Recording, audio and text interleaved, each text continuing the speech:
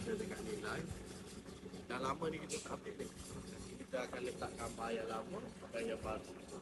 Kita lepas setiap rumah ni dulu dia punya report ni masing mozaik dia rendah. Jadi kita tambah ni dalam 2 kaki.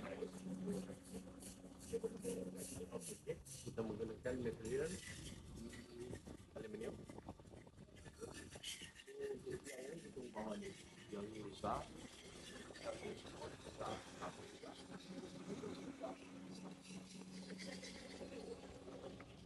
Pak kita TMB kita tukar. Yang ni ada alas dulu. Ini betul lah. Dalam ni untuk hasil yang besar. Okay. Kita letak sini orang panggil apa ni? Cosmetic filler. Supaya dia dapat lawan. So dekat sana ada masalah ni. So yang ni yang mahal ni.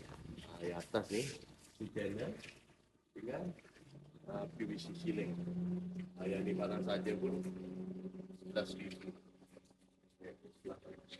Yang ni buat siap.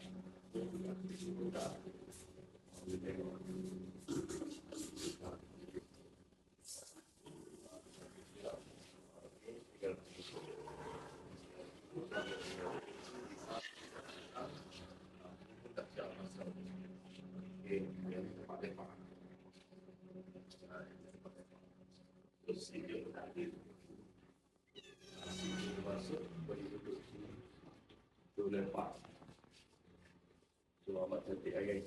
So yang mana berminat boleh belajar pasal arti lah. Kalau tengok yang mana boleh. So yang ni pun sama. Yang ni asal ada pindah. Ada pin. So dekat sini ni kita tahu dia supaya dia nampak sikit. Tapi dekat luar kan dia pun dah tunjuk. Tak ada depan dia. Okay. Pemandangan daripada jauh lah. Daripada jauh kita boleh tengok dekat area sini. Berbeza asal.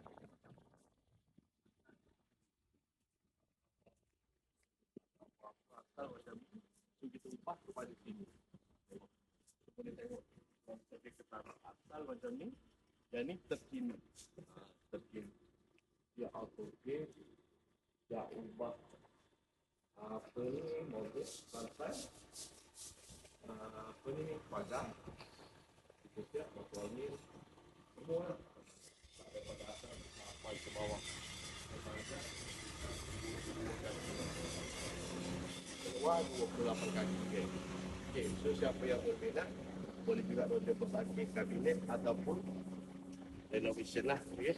Installment boleh. Nak claim by progress pun boleh. Nak bayar cash pun boleh. Okay, so kita update gambar sebelum dan selepas. Okay, ajar sampai habis. Okay. Apapun janji